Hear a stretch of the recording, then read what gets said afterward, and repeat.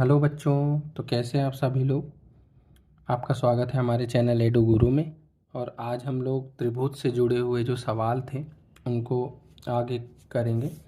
देखिए 5 तक मैंने लगवा दिए थे और कहा था कि 5 सवाल आप स्वयं ये लगाइएगा और अगले वीडियो से मिलाइएगा या जो सवाल ना आया हो उसका हल देखिएगा। ठीक है, ये 10 सवाल हमने चुने थे जो कि मोस्ट इम्पॉर्टेंट है, इनमें आने की संभावना है। ठीक है, तो हम लोग जो है शुरू करते हैं। देखिए क्वेश्चन नंबर 6 से हम लोग लगाते हैं। तो यहाँ पर दिया है कि त्रिभुज ए बी ई सर्वांगसम है त्रिभुज ए सी डी के। तो पहले तो इनको देख लीजिए कि ए बी ई माने ये वाला जो त्रिभुज है ये पूरा ये वाला, और ए सी डी माने ये वाला, ये त्रिभुज आपस में क्या है, सर्वांगसम है। इसमें ये वाला भाग कॉमन है, इसकी ए डी कॉमन है, इसकी ए ई कॉमन है। ठीक है, तो हमको जो प्रूफ करना है कि ट्रायंगल ए डी ई समरूप है त्रिभुज ए बी सी के।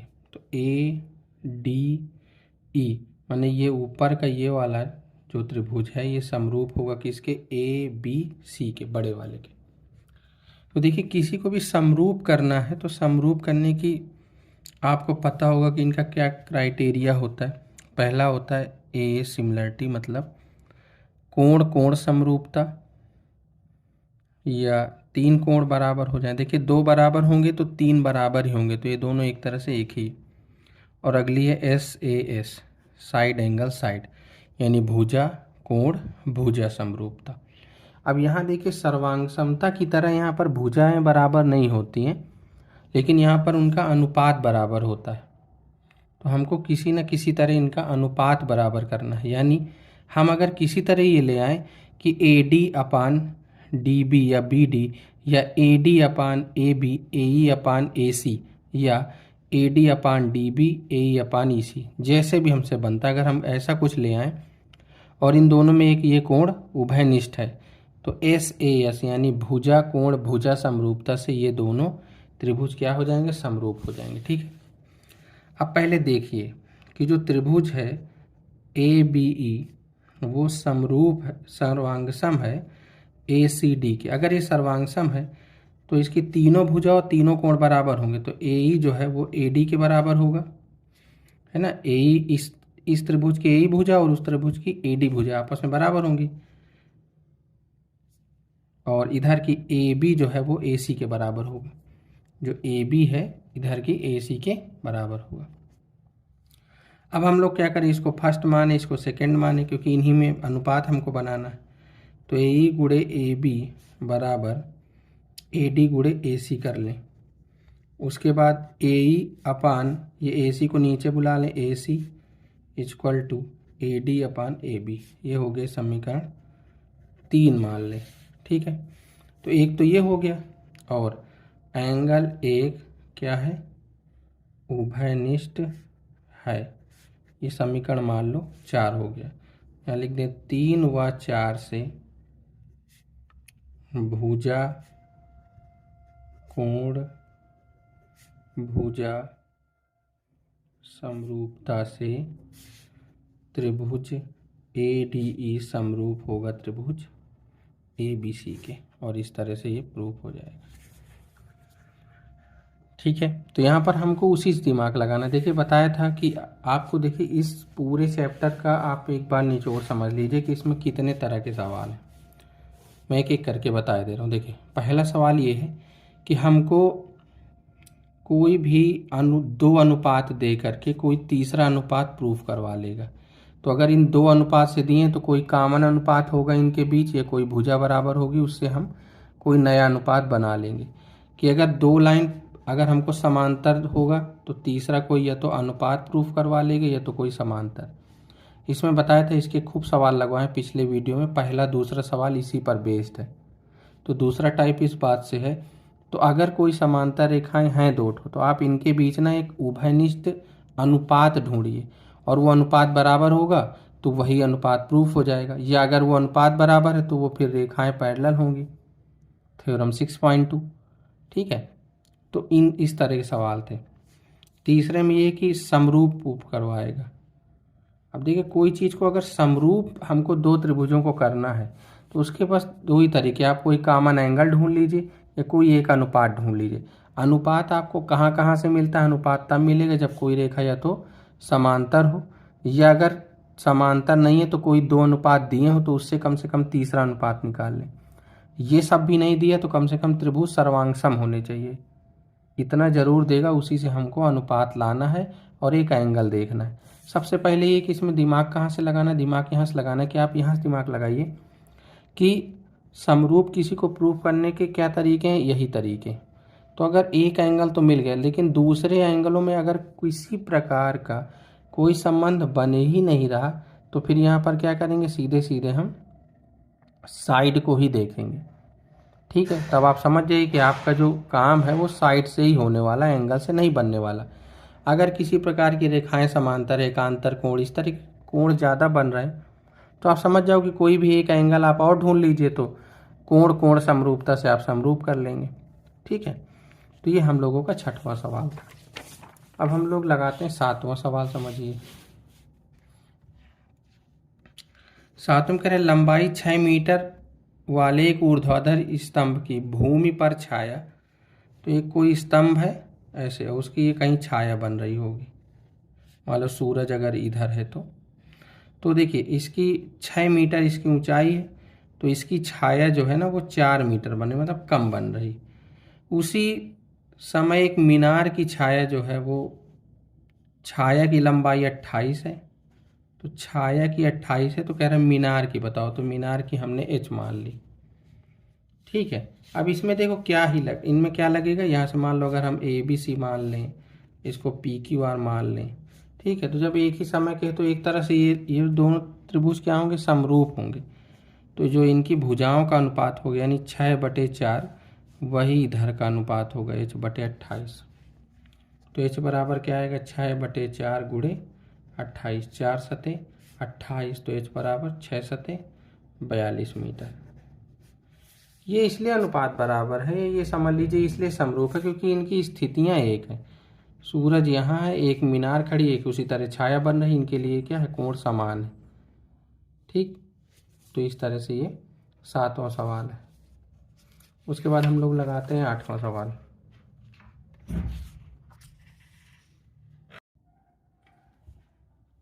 ठीक है, अब हम लोग लगाते हैं आठवां सवाल। देखिए आठवें में क्या दिया है? कह रहा है कि त्रिभुज ABC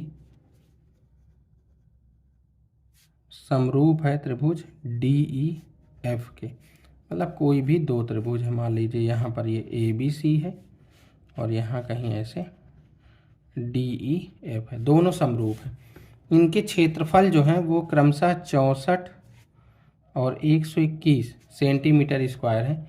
यदि EF 15.4 सेंटीमीटर है तो BC बताओ कितनी होगी। ठीक है, तो आपने एक प्रमेय पढ़ी होगी कि अगर दो त्रिभुज आपस में समरूप हैं तो इनके क्षेत्रफलों का जो अनुपात होता है वो उनकी भुजाओं के वर्ग के बराबर होता है। मतलब AB/D का होल स्क्वायर, इसी तरह तीनों का। पर हमको सिर्फ इस भुजा का काम है इसलिए हम इसी में ही लगाएंगे।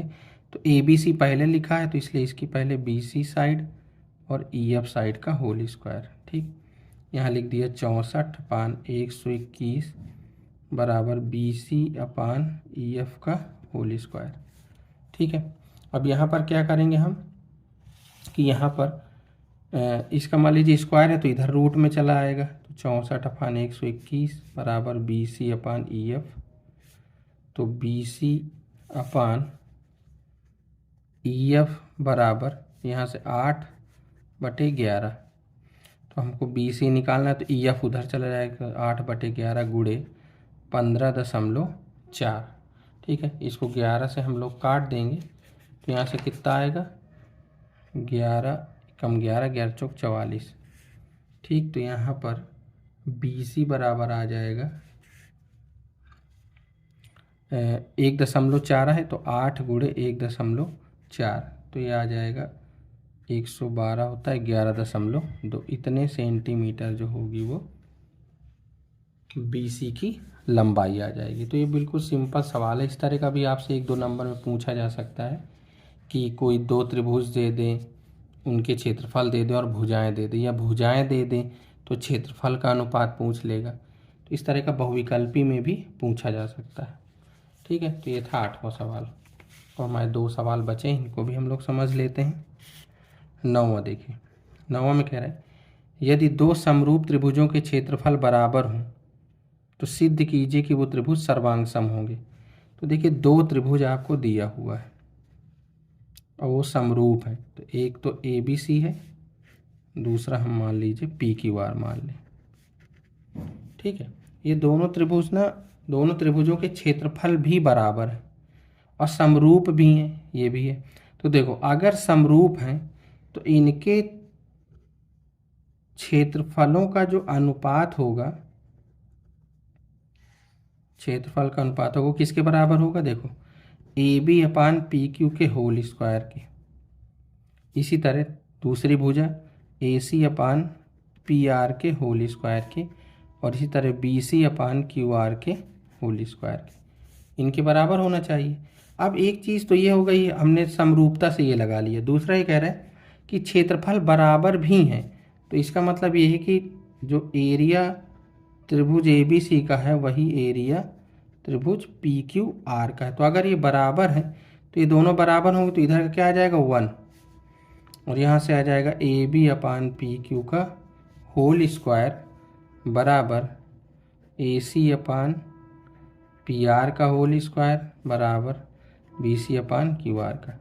अब देखो ये चारों ही बराबर है, तो एक बार इन दोनों को बराबर लेंगे तो क्या आएगा AB/PQ। जब इन दोनों को लेंगे तो क्या आएगा AC/PR। जब इन दोनों को लेंगे तो BC/QR। अब ये तीनों इस त्रिभुज के क्या है, ये बराबर हो जाएंगे। इन दोनों त्रिभुज को ले लेंगे, यानी त्रिभुज ABC त्रिभुज PQR में ये तीनों बराबर है। तो क्या लिख देंगे, भुजा भुजा भुजा सर्वांग समता से क्या हो जाएगा, त्रिभुज ABC जो है वो सर्वांग सम हो जाएगा PQR के। ठीक है, तो इस सवाल में भी कोई बहुत दम नहीं थी, मतलब सिंपल है लेकिन अच्छे सवाल है। अगर आपने लगा रखे हैं तो ही लगाएंगे। अगर आप ज्योमेट्री में यही चीज़ होती कि अगर आप सवाल को लगाए नहीं हैं और अचानक से आ गए तो आपको कितना भी प्रमेय आती हो, आपसे सवाल नहीं होते।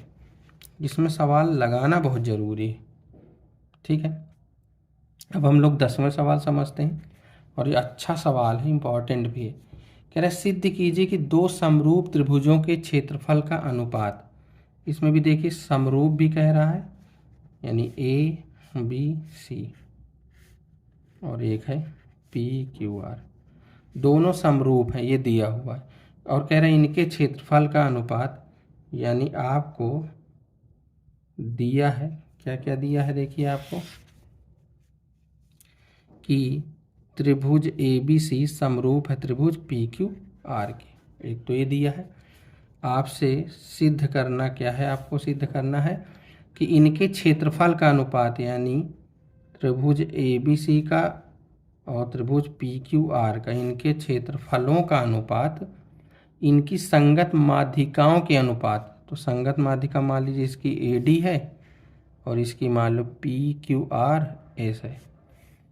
ठीक है, तो संगत माध्यिका मतलब AD/PS के वर्ग के बराबर है। ये चीज़ अभी भुजाओं में होती थी, यानी भुजा का तो हमने पढ़ ही रखा है इसकी थ्योरम, लेकिन अब ये जो है माध्यिका के लिए है कि माध्यिका के लिए कैसे होता है। तो इसको ना हमको किसी तरह माध्यिका में लाना है। आप समझ लीजिए इसकी पूरे सवाल की थीम को, आप खुद में खुद हल कर लेंगे। देखिए हमको पता है कि ये दोनों त्रिभुज क्या हैं, समरूप है, तो इनके जो क्षेत्रफल का अनुपात होगा वो AB/PQ का होल स्क्वायर के भी बराबर होगा, AC और PR के भी अनुपात के होल स्क्वायर यानी वर्ग के बराबर होगा, और BC/QR के भी वर्ग के स्क्वायर होगा। पहली चीज़। दूसरी ये कि हमको एक तरफ ये भी पता है कि ABC और PQR ये दोनों समरूप हैं, तो इनकी भुजाओं में भी अनुपात बराबर होगा, ये भी समझ लीजिए। तो हम सवाल यहीं शुरू करते हैं। अब समझिए, यहाँ पर AD कैसे आएगा, जब तक ये दोनों त्रिभुज नहीं आएंगे। ठीक, तो समझ लीजिए पहले हम लोग जब इसको सॉल्व करते हैं तो कहाँ से लिखेंगे त्रिभुज ABC समरूप हैं त्रिभुज PQR के। तो अगर ये दोनों समरूप हैं तो AB upon PQ equal to AC upon PR equal to BC upon QR, ये होगा। यहाँ पर AB upon PQ equal to AC upon PR equal to, अब यहाँ समझिए BC जो है, BC को हम क्या लिख सकते हैं 2BD लिख सकते हैं, और इसी तरह QR को क्या लिख सकते हैं 2QS। तो इसकी जगह ये अनुपात भी बराबर होगा, लिखे दे रहे हैं कि जो BC है वो 2BD के बराबर है और जो QR है वो 2QS के। क्यों? क्योंकि ये माध्यिका है।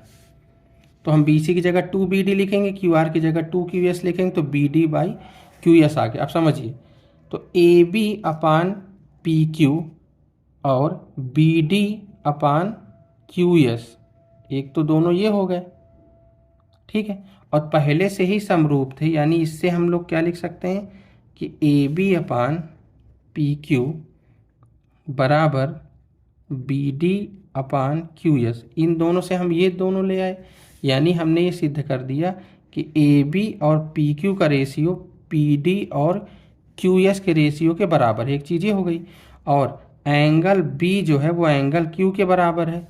क्यों है? क्योंकि त्रिभुज ABC समरूप है PQR के, पहले से दिया है। ठीक है, तो यहाँ पर ये हो गया। ठीक, तो ABC जो है वो PQR के बराबर हो गया। इन दोनों से क्या हुआ, इसको समीकरण 1 मान लीजिए, इसकी समीकरण 2 मान लीजिए। तो यहाँ से लिखेंगे 1 व 2 से। तो 1 2 से क्या हुआ, इस त्रिभुज में देखो एक हमने कोण बराबर कर दिया, एक अनुपात। तो इससे हुआ ये कि त्रिभुज ABD जो है वो समरूप हो गया त्रिभुज PQS के।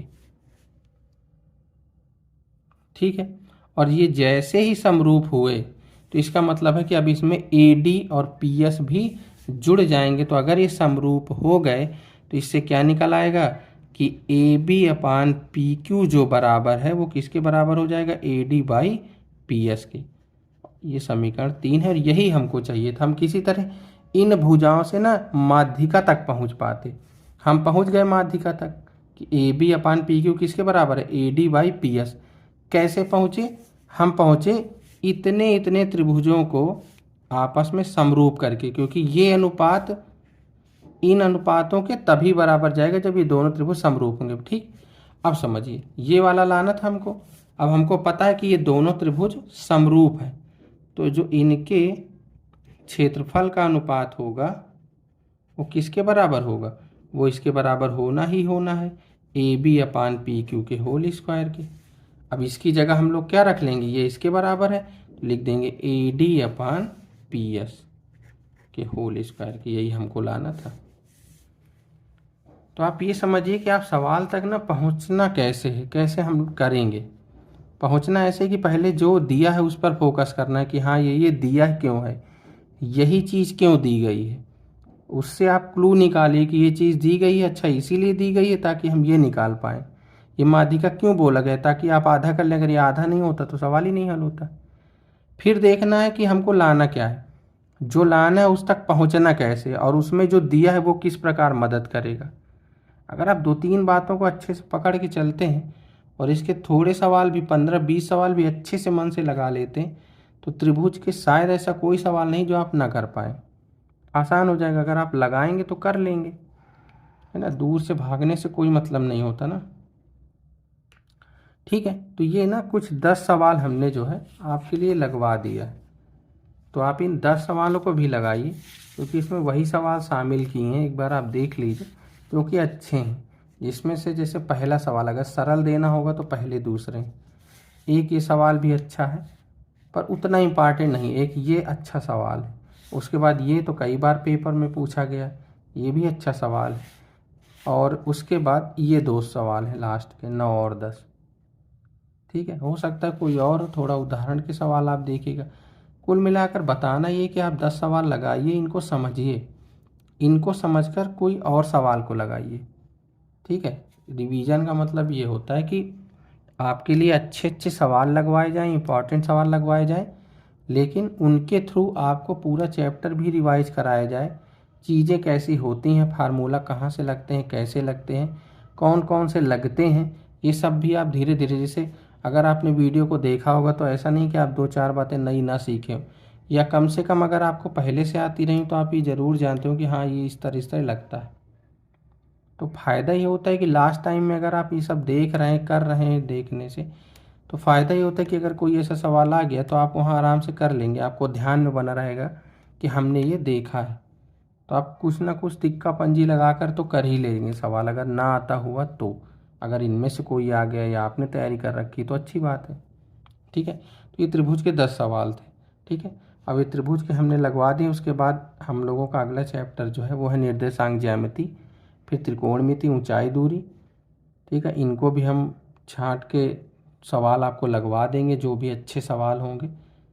सब में 10 सवाल, 15 सवाल, 8 सवाल, जिसमें जितने अच्छे मिलेंगे, और आपको उस चैप्टर को रिवाइज करवा देंगे। ठीक है, तब तक के लिए धन्यवाद। पढ़ते रहिए, अपनी तैयारी को जारी रखिए, और मैं बार बार कह रहा हूँ कि सभी विषय को पढ़िए और खूब समय दीजिए सबको, चाहे वो हिंदी हो, अंग्रेजी हो। ये नहीं कि आप सिर्फ मैथ साइंस ही पढ़िए, सामाजिक विषय को भी बहुत अच्छे से पढ़िए, क्योंकि उसका पेपर अच्छा आता है, उसका कोर्स भी ज़्यादा है और बहुत कम बच्चों को ही पसंद होती है। ठीक है, अगर आप हमारे चैनल से नहीं जुड़े हैं तो हमारे चैनल से जुड़ जाइए, और लोगों को भी शेयर कर दीजिए ताकि वो भी जुड़ सके।